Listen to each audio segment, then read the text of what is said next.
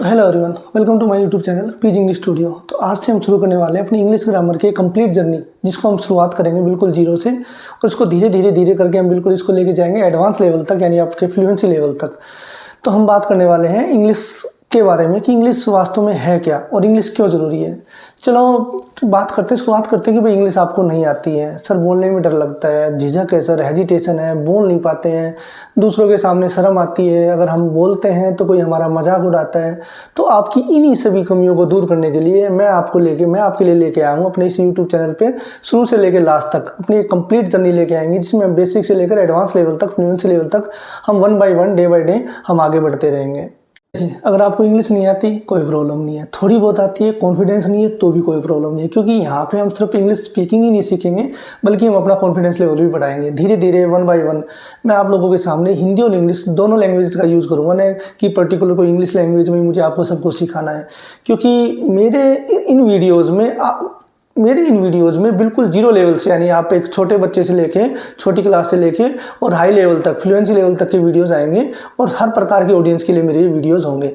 तो सबसे पहले बात करते हैं कि इंग्लिश है क्या। इंग्लिश क्या है? सिंपल सा एक लैंग्वेज है। अब लैंग्वेज तो बहुत सारी होती है, हिंदी, गुजराती, मराठी, मारवाड़ी, पंजाबी, बहुत सारी लैंग्वेज होती है। तो कोई लैंग्वेज रीजनल होती है, कोई इंटरनेशनल लैंग्वेज होती है। तो देखो, लैंग्वेज का मेन पर्पज़ क्या होता है? लैंग्वेज का मेन पर्पज़ होता है अपने विचार, अपने थॉट्स दूसरों के सामने क्रिएट करना, दूसरे लोगों से इंटरेक्ट करना, कम्युनिकेट करना, दूसरे लोगों से बातचीत करना, उनकी बातें समझना।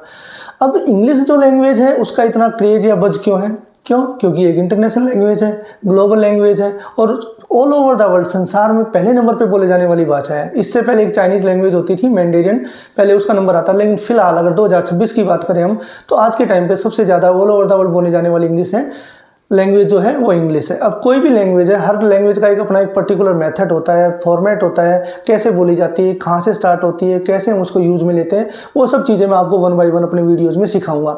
लेकिन हम बात करते हैं कि सर हमारे अंदर एक हवा बना हुआ है, एक डर बना हुआ है कि जब भी हम बोलने की कोशिश करते हैं लोग हम पे हंसते हैं, टांग खींचते हैं। तो देखिए, अगर हम लोगों की परवाह करेंगे या लोगों की हंसी मजाक की परवाह करेंगे तो हम कभी भी लाइफ में आगे नहीं बढ़ पाएंगे। तो सबसे पहले तो आप अपने दिमाग में ये सोच के चलना है कि सर हमें ये चीज़ करनी है। If you want to do then you have to do. अगर आपको करना चाहते हो तो आपको करना ही पड़ेगा। अगर आपको सीखना है तो सीखना ही पड़ेगा। अगर हम एक दिन सोच के 2 दिन क्लास लेकर हम ये सोचते कि हाँ 2 दिन में हमें ये समझ में नहीं आया, आपको एक अपने अंदर, खुद के अंदर एक कॉन्फिडेंस बूस्ट करना पड़ेगा कि हाँ मैं ये कर सकता हूँ। मुझे डे बाय डे थोड़ा थोड़ा करके, ऐसा नहीं है आपको फर्स्ट डे ही मुझे फ्लुएंसी लेवल पे पहुंचाना है कि हाँ पहले दिन से ही आपको मैं इतने हार्ड वर्ड्स या हार्ड वोकेबलरी या हार्ड सेंटेंसेज आपको प्रोवाइड कराऊंगा। नहीं, मैं बिल्कुल आपको एक जीरो प्राइमरी लेवल के स्टैंडर्ड से लेकर आपको एक फ्लुएंसी लेवल के स्टैंडर्ड तक लेके जाऊंगा।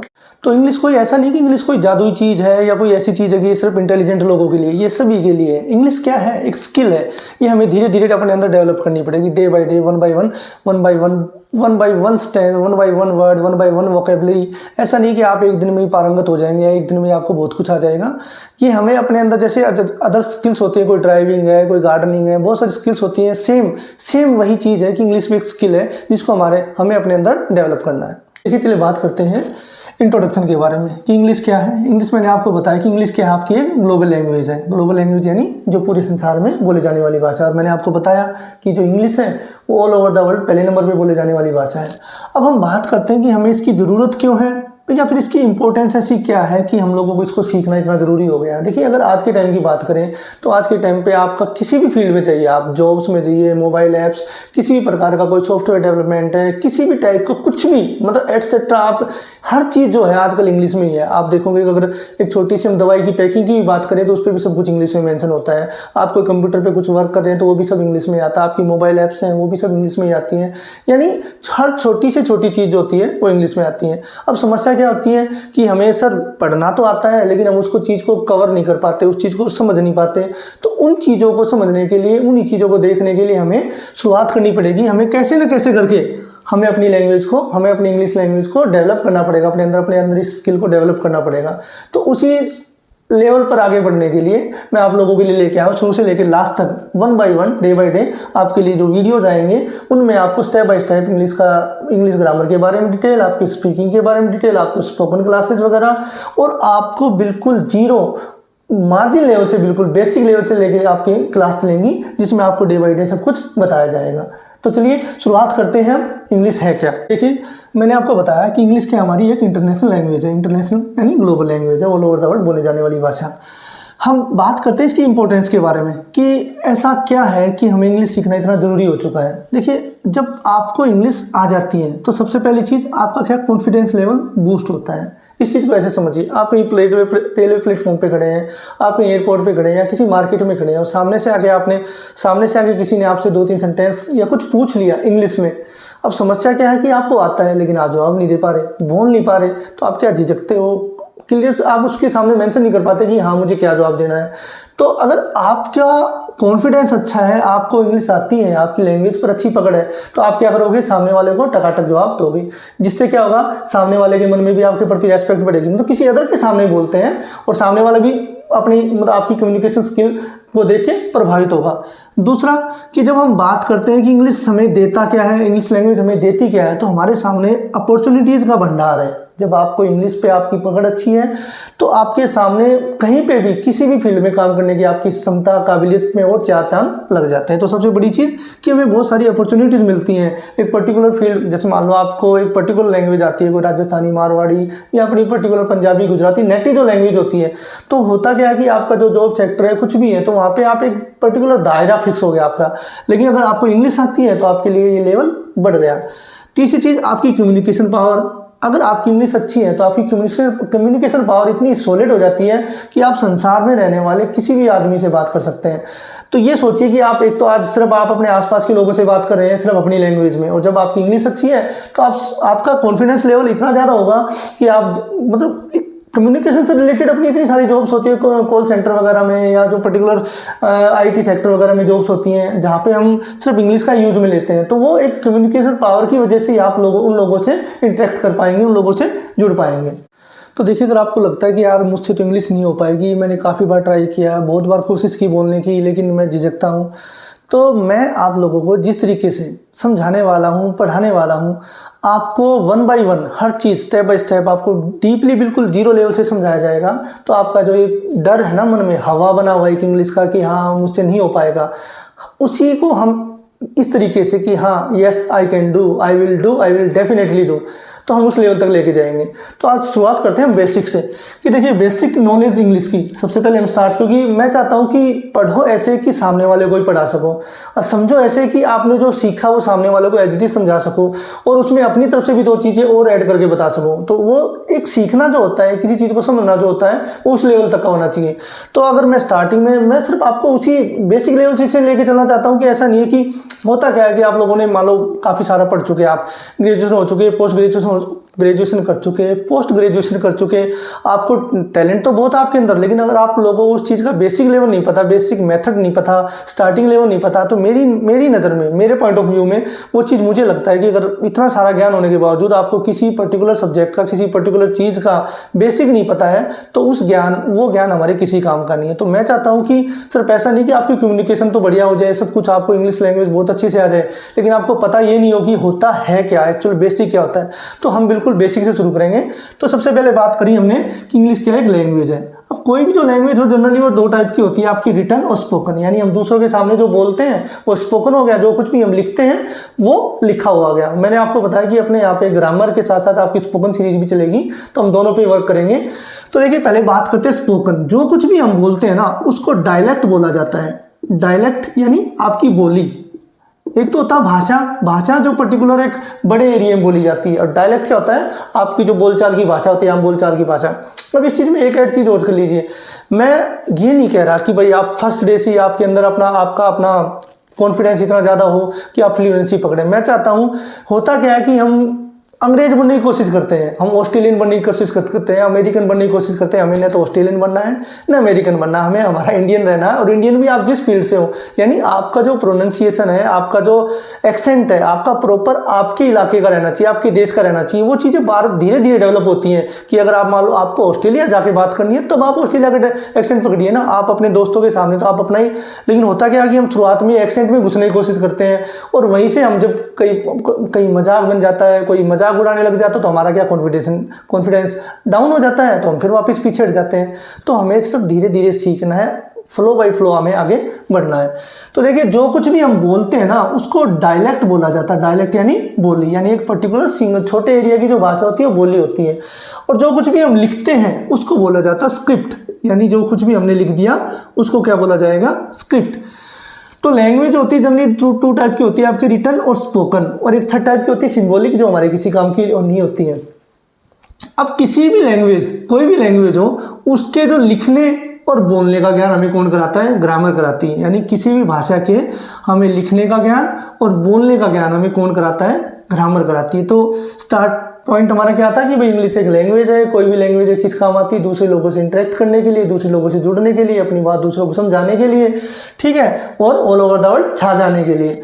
अब बात करते हैं कि भाई कोई भी लैंग्वेज है दो प्रकार से यूज में ली जाती है, या तो लिख के या फिर बोल के। हमें दोनों चीज़ें यूज में लेनी है। मीन्स कि जब हम अपने को एग्जाम वगैरह देते हैं तो वहाँ पे हमारा एक पर्टिकुलर ग्रामेटिकल मेथड चलता है, क्योंकि हम बोलते वक्त तो हो सकता है ऊपर नीचे कुछ मिस करके बोल दे तो सामने वाला हमें नहीं टोकेगा, लेकिन लिखते वक्त तो हमें वो एक पर्टिकुलर मेथड ही फॉलो करना पड़ता है। तो एक तो लिखना और एक बोलना, इन दोनों चीज़ों का सही सही ज्ञान हमें कौन कराता है, ग्रामर कराता है। तो जब तक हम लोगों को ग्रामर का बेसिक नॉलेज या ग्रामर की ढंग से नॉलेज नहीं होगी, हम कभी भी इंग्लिश बोलना नहीं सीख पाएंगे। लोग बोलते हैं कि हम बिना ग्रामर के इंग्लिश बोलना सिखा देंगे। मेरे पॉइंट ऑफ व्यू में ऐसा है नहीं कि भैया बिना ग्रामर के, क्योंकि जब तक आप लोगों को ग्रामर की अच्छी नॉलेज नहीं होगी, आपको सेंटेंस मेकिंग, आपकी वोकेबलरी, आपको टेंसेस का ज्ञान, या ये चीज़ें जब तक आप लोगों की समझ में नहीं आएंगी, आप कभी भी इंग्लिश स्पीकिंग नहीं कर पाएंगे। हाँ, हो सकता है कि आप पर्टिकुलर सेंटेंसेज को रट लो, वो रटना ही होता है, क्योंकि एक तो समझ के कोई चीज़ सीखनी, और एक होता है कि हाँ हमने 10 सेंटेंस रट लिए, उन्हीं को हम फ्लो में बोलते जा रहे हैं, या 15-20 वोकैबुलरी रट ली, वही डेली हम यूज में ले रहे हैं। अगर आप पर्टिकुलर डे बाई डे उस चीज़ को धीरे धीरे सीखते रहेंगे तो आपकी वोकैबुलरी बढ़ेगी, आपके सेंटेंसेज बढ़ेंगे और हर चीज़ बूस्ट करेगी। तो बात करते हैं ग्रामर की। ग्रामर क्या होता है? ग्रामर यानी व्याकरण।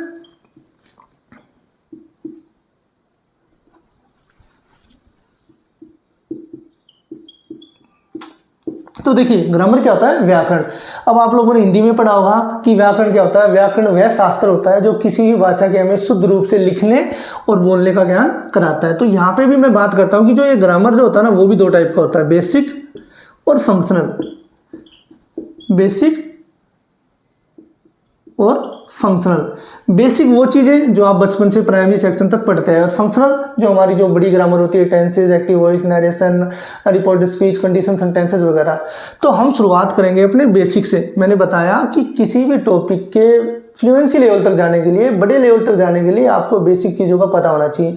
हो सकता है आप में से बहुत सारे ऐसे स्टूडेंट्स हो, ऐसे ऑडियंस हो जिसको हाँ सर ये तो हम सबको पता है, लेकिन one by one, step by step, इनमें से भी आपको बहुत सारी ऐसी चीज़ें मिलेंगी जो आपको कुछ चीज़ों का आपको नॉलेज नहीं होगी। तो मैं आपको वही चीज़ें सिखाने की कोशिश कर रहा हूँ कि सिर्फ ऐसा नहीं कि हमें स्टार्टिंग में फ्लुएंसी लेवल तक जाना है। तो स्टार्ट करते हैं कि बेसिक ग्रामर क्या होता है। बेसिक ग्रामर मैंने बताया कि ग्रामर क्या होता है, जो हमें किसी भाषा के ढंग से लिखने और बोलने का ज्ञान कराता है। अब देखिए कोई भी जो लैंग्वेज होती है, हिंदी, इंग्लिश, संस्कृत, अरबी, फारसी, मतलब कोई भी लैंग्वेज, आप जापानीज, चाइनीज, कोई भी लैंग्वेज होती है, हर लैंग्वेज का एक पर्टिकुलर इक्वेशन होता है आपका कि किसी भी भाषा की सबसे छोटी इकाई, यूनिट क्या होती है, लेटर होती है। लेटर से मिलके आपका क्या बनता है, वर्ड्स बनते हैं। वर्ड से मिलके क्या बनता है, फ्रेजेज, और फ्रेजेज और सेंटेंसेज, ठीक है। वर्ड से मिलके आपका या तो फ्रेजेस बनेगा या सेंटेंसेस बनेगा। ये मैं आपको बता देता हूँ। जनरली क्या बताया जाता है कि वर्ड से मिलके डायरेक्ट क्या सेंटेंस बनता है, लेकिन मैंने बीच में फ्रेज या चंक्स ये भी ऐड किया है, तो वो मैं आपको बताऊंगा, क्योंकि फ्रेजेस भी एक सेंटेंस टाइप का ही होता है। तो जनरली लोग मेंशन, ज़्यादातर जो होता है मेंशन नहीं किया जाता, मैं आपको बता रहा हूँ। तो वर्ड से मिलके या तो फ्रेज बनते हैं या सेंटेंस बनते हैं। और जब आपको सेंटेंस बनाने आ जाते हैं, बोलने आ जाते हैं, तो फिर आप क्या किस लायक हो जाते हो, स्पीच देने के लायक। स्पीच यानी भाषण, यानी जब अपने को particular one by one in सब चीज़ों की अपने को नॉलेज हो जाती है, तो हम क्या करते हैं, सामने खड़े होकर स्पीच देने के काबिल हो जाते हैं। फिर हमें किसी चीज़ का कोई डर भय नहीं आता, और हम अपनी लैंग्वेज में, अपनी किसी भी लैंग्वेज में, मतलब जिस भी लैंग्वेज की बात करें, हम सामने वाले को अपना स्पीच के रूप में अपनी हर चीज़ उसके सामने डायरेक्ट कर देते हैं। तो देखिए हम बात करते हैं, सबसे पहले यूनिट मैंने बताया लेटर। किसी भी भाषा की, all over the world, all over the जितनी भी लैंग्वेजेस हैं, किसी भी भाषा की सबसे छोटी इकाई क्या होती है, लेटर्स होती है। देखिए अब हम बात करें इंग्लिश की। अपनी जो इंग्लिश भाषा है, इंग्लिश लैंग्वेज है, उसमें हमारे क्या है, 26 लेटर्स हैं। जब हम 26 लेटर्स को ए से लेकर जेड तक जब हम लिखते हैं, जब हम इनको 26 लेटर्स को एक साथ लिखते हैं या एक साथ बोला जाता है तब इनको बोला जाता है अल्फ़ाबेट। अल्फ़ाबेट यानी वर्णमाला। मैंने अल्फ़ाबेट लिखा है, अल्फ़ाबेट्स नहीं। अल्फ़ाबेट और अल्फ़ाबेट्स का भी अंतर समझ लीजिए। जो हर भाषा होती है उसके अपने पर्टिकुलर लेटर्स होते हैं, तो हर भाषा के जब अलग अलग लेटर्स होते हैं तो अल्फ़ाबेट्स बोले जाएंगे। लेटर होता है, एक पर्टिकुलर लेटर होता है, जैसे ए एक लेटर है, बी एक लेटर है, सी एक लेटर है, डी एक लेटर है। लेकिन जब हम किसी भाषा के सारे लेटर्स को एक साथ एक क्रम में लिखते हैं तो एक अल्फ़ाबेट होता है, वर्णमाला। अल्फ़ाबेट्स कोई वर्ड नहीं होता। जब हम अलग अलग भाषाओं की बात करेंगे तब हम उस वर्ड को यूज में ले सकते हैं कि ये अल्फ़ाबेट्स हैं, यानी अलग अलग भाषाएं जो होती हैं उनकी जब वर्णमालाओं की बात करेंगे तो हम बोलेंगे अल्फ़ाबेट्स। अदरवाइज ए से लेकर जेड तक जब हम लिखते हैं या ए से लेकर ज्ञानी तक जब हम लिखते हैं तो अल्फ़ाबेट होता है वर्णमाला, यानी वर्णों का समूह। तो अल्फ़ाबेट्स कोई वर्ड नहीं होता, ये अलग अलग लैंग्वेज के लिए यूज में लिया जाता है, उनके अल्फ़ाबेट्स के लिए। तो हम बात करते हैं कि ए से लेकर जेड तक जो होता है अल्फ़ाबेट होता है। इंग्लिश भाषा में हमारे कितने 26 लेटर होते हैं। अब देखिए जो हमारे 26 लेटर होते हैं सबसे पहले वो दो टाइप से लिखे जाते हैं। दो टाइप से मीन्स आपका ए बी सी डी, यानी जो इस तरीके से लिखे जाते हैं इसको हम बोलते हैं कैपिटल लेटर या फिर ब्लॉक लेटर, यानी बड़ी ABCD, जिसको अपन बोलते हैं कैपिटल या ब्लॉक लेटर। और जो हमारी स्मॉल लिखी जाती हैं इस तरीके से वो हमारी क्या होती है, स्मॉल लेटर। तो स्मॉल लेटर को तो स्मॉल लेटर ही बोला जाता है, लेकिन जो बड़ी ABCD हम लिखते हैं ABCD उसको कैपिटल भी बोल देते हैं या ब्लॉक लेटर भी बोलते हैं। जैसे आप कई फॉर्म वगैरह फिल करते हैं तो वहाँ पे मेंशन होता है भी कैपिटल लेटर में फिल कीजिए, ब्लॉक लेटर में फिल कीजिए। तो ये तो आपके कैपिटल लेटर यानी बड़ी ABCD, स्मॉल लेटर यानी छोटी ABCD। अब हम यहाँ पे लिखने के तरीके की बात तो नहीं करें, लेकिन आपको पता ही है कि जो इंग्लिश के जो लेटर्स होते हैं वो भी कई तरीके से लिखे जाते हैं, जिसमें सबसे अच्छा चलता है आपका कर्सिव राइटिंग। तो वो तो डिपेंड करता है कि हमें सीखना पड़ेगा कि भाई हाँ कर्सिव राइटिंग कैसे। तो आप अपनी राइटिंग, क्योंकि ऐसा नहीं है कि सिर्फ बोलने से तो हमारी स्पीकिंग हो चुकी, लेकिन हमारा जो लिखने का मेथड है वो भी हमारा अच्छी होनी चाहिए, हमारी राइटिंग अच्छी होनी चाहिए। और उसमें भी कर्सिव राइटिंग है जो हमारी राइटिंग को क्या करती है, चार चांद लगा देती है। तो अब हम बात करते हैं लेटर्स के बारे में।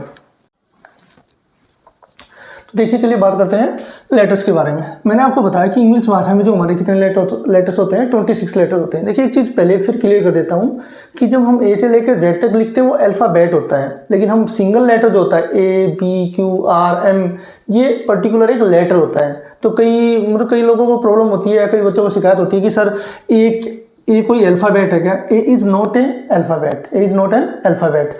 ए क्या है, एक लेटर है। अल्फ़ाबेट का मतलब यही होता है कि भाई ए से जेड तक जब हम लिखेंगे तो अल्फ़ाबेट होता है। अगर आप पर्टिकुलर किसी लेटर की बात करें PMS तो ये लेटर होते हैं, न कि कोई अल्फ़ाबेट। अल्फ़ाबेट समझ गए आप कि ए से लेकर जेड तक लिखा जाएगा तो अल्फ़ाबेट होता है। तो ये भी थोड़ा एक पॉइंट ऐसा रहता है कि जिसमें बच्चे कंफ्यूज होते हैं, तो ध्यान रखिएगा इस चीज़ का। तो हम बात करते हैं वापस कि हमारे जो 26 लेटर होते हैं, ये 26 लेटर्स हमारे हिंदी के, इन 26 लेटर से हमारी 44 साउंड्स निकलती है, यानी 44 यानी 44 हमारी ध्वनियाँ निकलती है। तो जो हिंदी के हमारे 44 अक्षर होते हैं, स्वर और व्यंजन दोनों मिला के, इंग्लिश के इन 26 लेटर से हमारे हिंदी के 44 जो लेटर्स होते हैं स्वर व्यंजन मिला के 44 साउंड्स निकलती हैं। अब इसमें क्या होता है, इन 26 लेटर्स को हम दो भागों में बांटते हैं। देखिए वॉवेल्स यानी स्वर, तो हिंदी में जो हमारे स्वर होते हैं वो कितने होते हैं, 11, ठीक है, टोटल 13 होते हैं, जिसमें से हमारे पर्टिकुलर 11 होते हैं। और हिंदी में कॉन्सोनेंट्स व्यंजन, ये हमारे इंग्लिश में कॉन्सोनेंट्स कितने होते हैं, 21। तो हमारे इंग्लिश में 5 वोवेल्स AEIOU और रेस्ट लेटर, रेस्ट का मतलब हो गया बाकी बचे हुए यानी 5 को छोड़ के जो बाकी 21 लेटर बच गए वो हमारे क्या हो गए, कॉन्सोनेंट्स हो गए। और हिंदी में भी सेम हमारे 11 तो लेटर्स, 11 तो हमारे स्वर हो गए और 33 हमारे क्या हो गए, व्यंजन हो गए। यानी हिंदी में जो होते हैं हमारे 11 स्वर होते हैं, 33 हमारे क्या होते हैं, व्यंजन होते हैं। तो इंग्लिश के इन 26 लेटर्स से मिलके हमारे हिंदी के 44 लेटर्स, यानी हिंदी के हमारे 44 वर्ण जो हैं वो बनाए जाते हैं। अब बात करते हैं वोवेल्स और कॉन्सोनेंट्स की। सबसे पहले बात आती है वोवेल्स की, क्योंकि हमारे यही टॉपिक है मेन। तो कि इंग्लिश में जो वोवेल्स होते हैं हमारे 5 होते हैं AEIOU, बाकी इन 5 को छोड़ के जो भी बच गया मैंने बताया कि वो व्यंजन होता है। लेकिन आज तक हो सकता है आप लोगों ने पढ़ा भी हो, पहले सीखा हो। इसी में हमारा एक पॉइंट है W और Y जो होता है ये भी हमारे वोवेल्स का ही काम करते हैं। सेमी वोवेल्स बोला जाता है इनको। सेमी वोवेल्स का मतलब हो गया अर्धस्वर, यानी जो व्यंजन का भी काम करते हैं, स्वर का भी काम करते हैं। इस टॉपिक में मैं भी डिस्कस करेंगे। सबसे पहले वॉवल समझिए क्या होता है। वॉवल्स यानी स्वर, हिंदी में जो हमारे ए आ ई ओ वगैरह होते हैं हमारे, वो इन 5 वॉवल से हमारी वो 11 स्वरों की ध्वनियाँ निकलती हैं। और इंग्लिश में जब भी ऐसा कोई भी वर्ड नहीं है, यानी हमारी इंग्लिश लैंग्वेज में ऐसा कोई भी वर्ड नहीं है जिसमें कोई वॉवल न आता हो। जनरली जब किसी से पूछा जाता है कि भाई इंग्लिश में कोई ऐसा वर्ड बताओ कि जिसमें वॉवल आता है या नहीं आता है, तो जनरली क्या बोल देते हैं, साई, माई, ट्राई।